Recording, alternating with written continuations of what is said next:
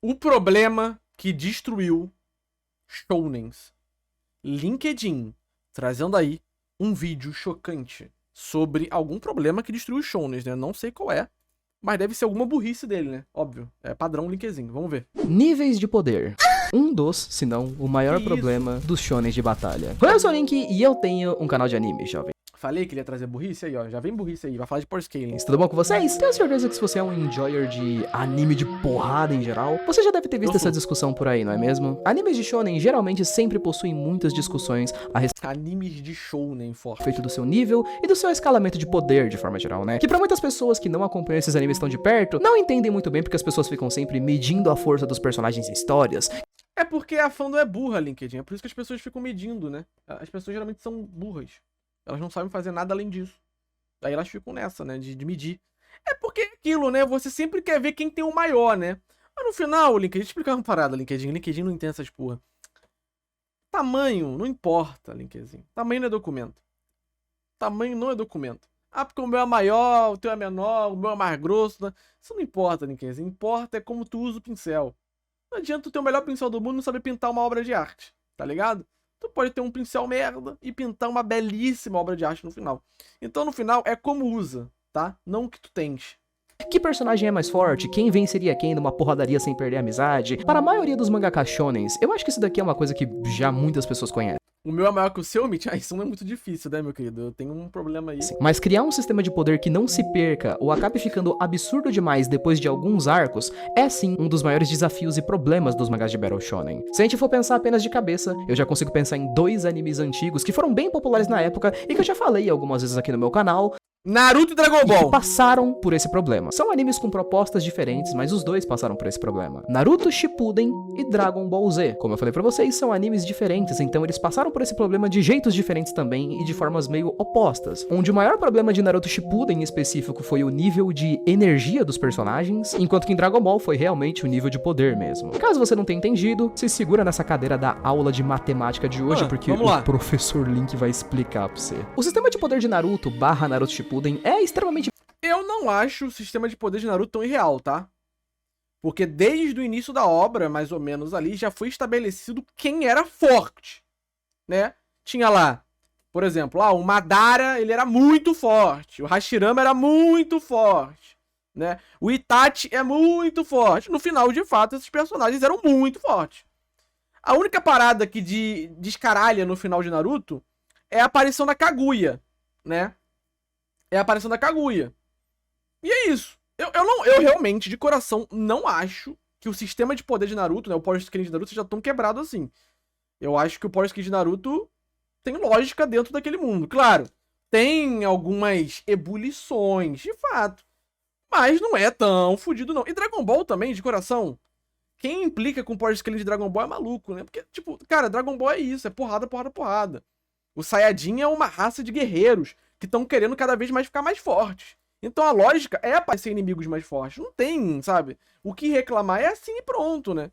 bem definido, né? Principalmente se a gente for parar pra poder voltar pra aquela época do Naruto clássico, onde apesar de ser uma parada complexa, ainda assim é bem simples. Naruto é um universo onde a gente tem um sistema de energia definido como chakra, que é basicamente a barrinha de energia que a gente tem ali no universo de Naruto, sabe? É igual que magia ou qualquer outro universo, no entanto, o chakra é a barrinha que define os poderes dos personagens. Dentro do universo de Naruto a gente tinha um monte de poderes, jutsus, invocações, elementos, selos, técnicas visuais e oculares e por aí vai. Porém, tudo isso, pelo menos no início da história, essa flautinha era bastante segurado pela questão da energia, do chakra. Como eu falei pra vocês, o chakra era uma barrinha de energia que os personagens tinham, e a quantidade de jutsus, de técnicas que eles poderiam fazer, era sempre limitada pela quantidade de energia que eles tinham. Isso, é claro, seria o que levaria as lutas a terem clássicas estratégias muito picas e tals, porque os personagens não podiam só ficar atacando poderzinho uns nos outros, porque uma hora ia acabar. Um exemplo muito clássico que eu nunca vou me esquecer a respeito disso, cara, é que na época do Exame Chunin, mas na época do Exame Chunin eram alunos que acabaram de entrar pra escola ninja. Ninguém ali sabia exatamente como controlar o chakra, como treinar o chakra. Então, obviamente, no início de Naruto, tem mais taijutsu, tem mais porrada, tem mais soco, tem mais chute. Porque a galera não sabia fazer nada direito ainda, pô. Sabe? No Shippuden, a galera treinou, a galera amadureceu, a galera evoluiu, a galera ficou mais forte, aprendeu a controlar o chakra. Então eu acho que essas comparações, tipo, porque Naruto clássico era muito mais legal as coreografias, eu concordo. Mas no Naruto clássico era muito diferente a realidade dos personagens do Naruto Shippuden, por exemplo. Sabe? O Sasuke, ele tinha uma das técnicas mais poderosas dele, que era o Chidori. E eu acho que vocês devem se lembrar disso, que na época do Naruto clássico, o Sasuke só conseguia usar o Chidori 2 vezes por dia, porque gastava muito da energia dele e do corpo dele também. Quando a gente passou pro Shippuden, isso diminuiu, mas ainda existia de certa forma, sabe? Tipo, lá no arco da luta contra o Pain, por exemplo, que já é um pedaço muito avançado, o Naruto tinha o Rasen Shuriken, que ele poderia arremessar 3 vezes enquanto ele estivesse no modo Sennin. Depois disso, ele ia ter que perder o modo Sennin, sentar em algum lugar, meditar pra poder juntar energia de novo. Mesmo que os personagens tenham evoluído muito, ficado muito mais fortes, ainda assim existia uma barra de limite, sabe? O chakra se manteve por muito tempo segurando o universo de Naruto como algo coerente. Por isso, inclusive, vale o detalhe, cara, que eu acho que diferente de algumas pessoas, eu não acredito que Naruto se perdeu porque os personagens ficaram muito fortes. Na verdade, quando o anime começou a evoluir, mano, os malucos só começaram a ter chakra infinito. Tá ligado aquela parada da barrinha de energia? Então, mano, os caras só começaram a ter infinitas barrinhas de energia. Pior que não, né? Porque se tu for considerar, por exemplo, a luta final do Naruto versus Sasuke, é uma luta quase completamente na base do soco e chute, porque os caras estão tão cansados, os caras já estão com a energia lá embaixo, que a luta em si, grande parte dela é no soco e no chute, pô. Eles usam o jutsu? Usa coisa absurda? Usa, mas é muito de leve, assim, sabe? Toda aquela parada de, o personagem pode usar uma técnica só tantas vezes e você tem que ter uma estratégia, não sei o que. Se você avançar 3, 4 arcos pra você chegar no último arco do anime, você vê no arco da guerra o Naruto soltando 8 Rasengan Shuriken gigantes. Mas aí o Naruto também, meu Deus, cara. Eu entendo que o power scaling do Naruto desanda, mas é coerente. O Naruto, ele é um Uzumaki, ele tem a Kurama. Nessa altura do campeonato, eu acho que ele consegue o chakra de vários bijus diferentes. Porque ele consegue usar vários elementos e etc. Eu não lembro muito bem. Mas eu lembro que tinha uma parada dessa. O Naruto, nesse momento, ele já tava pros caralho já. Em nível de poder, cara. Então, de fato, o chakra dele era muito acima, cara. Cada Rasengan tem um elemento diferente, que são praticamente umas mini bomba nuclear que ele tá atacando pra poder defender meteoros que estão caindo do céu. Aí tem personagem que muda a realidade. E mano, vocês já pararam pra pensar que o arco final de Naruto, da guerra ninja e tal, ele durou 2 dias no anime? Isso aqui era o Naruto no seu máximo de poder quando a guerra começou. Isso aqui é ele 2 dias depois. O bagulho não escalou rápido, não, imagina, nada a ver. Ao mesmo tempo que Dragon Ball é meio oposto, mas acaba caindo na mesma coisa, não é? Dragon Ball, todo mundo conhece, acredito eu. Dragon Ball é um anime focado em combate. Não, escalou rápido, isso é fato. Eu concordo, como eu falei. Na Guerra Ninja começa a escalar legal. Mas, né, dentro do que aconteceu das mudanças, é coerente, né, pro Naruto ser assim. De forma geral, ele até começou com estratégias, mas quando a gente chegou na fase do Dragon Ball Z, tudo acabou virando um pouco mais sobre níveis de poder, de forma geral, né? Quando a gente chegou lá no comecinho do Dragon Ball Z, cara, eu me lembro bastante disso, que foi quando Akira Toriyama teve a ideia de quantificar o nível de poder da história em números em geral, né? Que são aqueles medidores que fizeram o famoso meme mais amado da história, né? Mais de 8.000! Teve memes muito legais, foi uma ideia que funcionou bastante no começo do anime, mas isso rapidamente se tornou um problema Nanatsu no Taizai também tinha isso no início, lembra? muito colossal, porque colocar a quantidade de energia que os personagens tinham em números só escancarou mais o quão absurdo foram a evolução dos personagens ao longo da história. Mano, vocês sabiam que no primeiro episódio de Dragon Ball Z, o Goku tinha 416 de poder de luta? E vocês sabiam que no episódio 95, ele tem 150 milhões de poder de luta? Mas é a lógica, pô, assim, eu não acho que isso seja um problema, tá? Porque é dito que quando o cara vira Super Saiyajin, ele chega no ápice, não é? Da raça, de guerreiros, putos, porrada, Então ele tem que ficar muito forte, pô. Ele é pica, mano. O cara ficou 300 mil vezes mais forte em um arco. A parte complicada disso, cara, é que, querendo ou não, Dragon Ball é um anime com personagens muito fortes mesmo. É por isso que eu falo. O cara que fica se apegando muito a power scaling e essas coisas, ele não vai conseguir aproveitar a obra tão bem, tá? Porque dentro do mundo de Dragon Ball, isso é coerente. Faz sentido ser assim. Dentro do mundo estabelecido, faz sentido. Sacou? Faz sentido. Se tu ficar, tipo, olhando, comparando com outras obras, vendo se tem lógica ou não, não, sabe, tu vai ficar vendo um buraco, vai procurar pelo em ovo. E se tu quiser achar pelo em ovo, tu me fala que eu te mando na DM uma foto do meu saco pra tu achar um monte de pelo. Mesmo, né? Desde o clássico, por exemplo. com todo respeito. A gente pode pegar o Mestre Kami, que não era lá um dos personagens mais absurdos de todos, mas o cara já tinha poder para destruir a lua com um dos ataques dele mais fortes. Isso era na época que o Goku não tinha nem tipo 400, 300 de poder de luta. Agora imagina o Goku com 150 milhões, sabe? O personagem é aparentemente perfeito em tudo. Ele é perfeito em velocidade, resistência, poder de luta, técnicas, então o que acaba virando o ponto principal de como a gente vai derrotar os inimigos? Nível de poder. Isso acaba virando não só o ponto central das lutas, como até mesmo o ponto central das transformações, por exemplo, do Goku. Você já Aumenta a opacidade, filho.